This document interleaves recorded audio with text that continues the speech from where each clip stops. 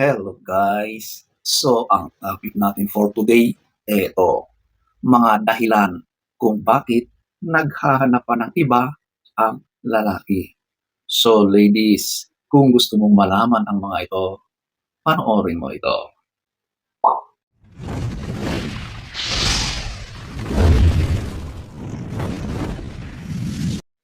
So, huwag na tayong magpaligoy-ligoy. Number one, eto, yung hindi na ibibigay yung pangangailangan niya. So, ito yung sa aspetong S, okay? Alam niyo, ang lalaki, napakahalaga ang S sa kanya. Kaya kung hindi mo na kayang panindigan, hindi mo na naibibigay yung pangangailangan ng partner mong lalaki, dahilan yan para hanapin niya sa iba. Kaya ladies, ibigay mo yung pangangailangan ng kapareha mo. Magkarelasyon na kayo. So ano ba ang dahilan bakit hindi mo kayang ibigay? Okay? So ayan po ang number one. Number two, eto yung nasa katawan na niya yun. So ito na yung merong impluwensya yung lahi. Alam nyo ba na ito pala ay namamana? Yung pagiging mapaghanap, pagiging babaero. Okay? So, kung ibinibigay mo naman yung pangangailangan ng partner mo, lahat-lahat na, pero bakit ganun pa rin? Naghanap pa rin siya ng iba. Ito na yung kasagutan. Nasa katawan na niya yung ganun. Okay? So, talagang maghahanap siya at maghahanap kasi nananalaytay na sa kanyang pagkatao yung ganong katangian na mapaghanap, hindi makontento. Ito na yung nirereklamo ng karamihang babae na sinasabi na ibinigay ko na ang lahat-lahat pero naghanap pa rin ng iba dahil sa ganitong katangian ng lalaki. Nasa lahi na niya yung pagiging mapaghanap ng iba. Okay? So ayan po ang number 2.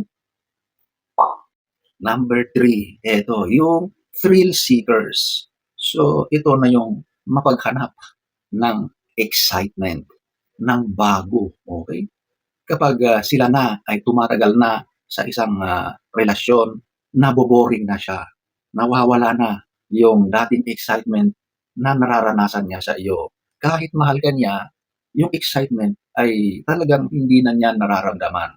Kaya ayun, naghahanap na siya ng iba para mapanatili yung thrill, mapanatili yung excitement na hinahanap niya. Okay? So, ang mga tao dito talagang may problema na talaga sa sarili nila at talagang hindi niya makontrol na maghanap dahil sa idinidikta ng sarili na, ayun, boring na ako. Kailangan kong maghanap ng something na magbibigay ulit ng bagong karanasan. At yun yung nagbibigay sa kanya ng excitement ulit. Okay? Mahirap talaga ito. Parang wala rin tong katapusan kapag ganito ang natapat sa iyo na lalaki. Number 3. Number 4, eto yung hindi ka talaga totoong mahal. Minsan may mga relasyon na nabuo dahil maaring isa sa kanila ay napasubo or kung anumang dahilan kaya sila nakipagrelasyon or pumasok sa relasyon na iyon. Okay? So, ang ganitong relasyon talaga, wala talaga, hindi magtatagal. Magiging problematic ito in the future.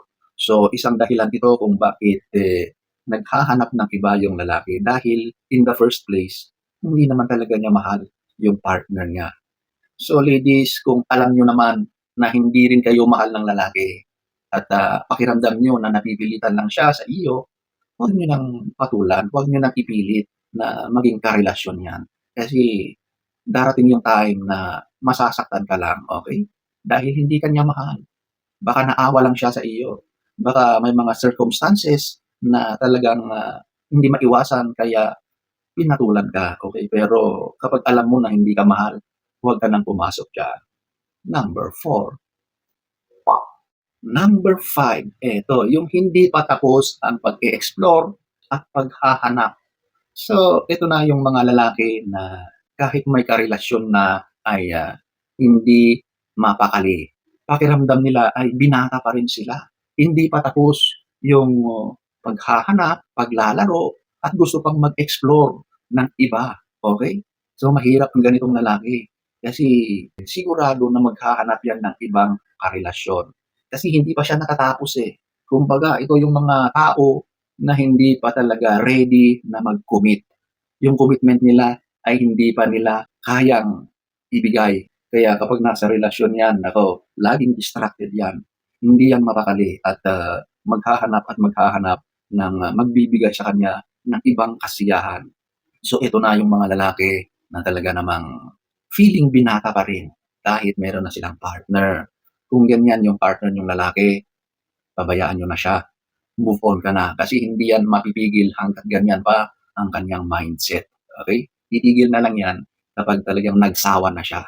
So ayan po ang number 5. Number 6, pagkahumaling sa pornografiya. So, ito na yung talagang wala siyang ginawa kundi manood. Laging nanonood ng mga ganitong mga videos or mga movies sa kanyang telepono. Okay? Sa panahon kasi ngayon, napakadali ng ma-access ang mga bagay na yan. Kapag nahumaling yung lalaki sa ganyan, sigurado na distorted na yung kanyang pag-iisip. Hindi na niya malaman or hindi na niya ma-distinguish yung realidad doon sa kanyang pinapanood. Akala niya ay yung napapanood niya ay ganun talaga sa totoong buhay. Eh hindi naman totoo yun eh. Okay? So dahil naiimpluwensyahan na siya doon sa kanyang laging pinapanood, kaya ayon, maghahanap siya ng ibang tao kung saan niya pwedeng gawin yung kanyang kinababaliwang gawin, yung lagi niyang pinapanood. Okay? Nangyayari yan dahil siya na ay nahumaling sa ganong mga kanyang pinapanood. Number 6. Number 7, gusto ng iba't ibang karanasan. Oo, may mga tao na ganito, okay? Hindi rin sila makontento. Talagang hindi sila makontento sa iisa lang, okay? Kapag nakipagrelasyon ka sa ganitong lalaki, darating yung panahon na iiwan ka niyan dahil maghahanap ulit ng iba yan. Dahil laging bago ang gusto niyang karanasan. Kapag nagsawa na siya doon sa isa, hanap ulit yan ng iba. Tatalon yan. Pagkatapos tatalon na naman sa bago. So, laging bago ang kanyang gusto. Okay? Siyempre, ikaw, dahil tapos na sa iyo, luma ka na. Hanap ng iba. Pagkatapos nun, hanap ulit ng iba. So, walang katapusan yung cycle na yan. Hanap, talon, hanap ng iba. Kasi kapag nakuha na niya yung gusto niya sa iyo, nagiging bored na siya. Nawawala na yung kasiyahan na naidudulot ng bagay na yon. Wala na yung excitement, wala na yung thrill. Kaya maghahanap ng iba yan. So, laging bago ang kanyang hinahangat at ninanais. So, ayan po ang number 7. Number 8, living a double life. So, ito yung mga lalaki talagang kapag nasa relasyon sila, talagang meron silang isa na iba. Okay? So, di ba, magugulat ka na lang na tumanda na kayo, malalaman mo na itong partner mong lalaki ay may iba pala siyang pamilya. Okay? Maraming ganito, di ba? Na mahal niyo ang isa't isa, akala mo na ang linis-linis, perfect yung pamilya niyo, yun pala, meron pala siyang itinatagong iba na hindi mo nalalaman hanggang sa huli, di ba? Minsan, malalaman mo na lang yan kapag may nangyaring hindi maganda doon sa lalaki. Minsan, kapag natigil na siya, doon mo na lang malalaman kasi may dumarating na ibang babae o ibang pamilya. May mga ganitong mga instances talaga sa realidad. Okay? So, ito yung lalaki na gusto lang talaga na dalawa ang kanyang karelasyon. Okay? Hindi mo alam yun, ha? So, bilang ikaw yung tunay, hindi mo alam. Number 8. Number 9. Ayaw nilang maging single, pero ayaw din nila ng commitment. Yes, may mga tao na ganito. Takot sila na sila ay magiging single, kaya sila nakikipagrelasyon. Pero hindi rin nila maibigay yung commitment sa relasyon, kaya naghahanap pa rin yan ng iba. May mga ganito talagang magugulat ka na lang. Kasi buong akala mo okay naman kayo, tapos bigla mo na lang matutuklasan na sige pa rin siya ng pambababae. Dahil ito yung mga tao na takot maging single pero ayaw ng commitment. Number 9.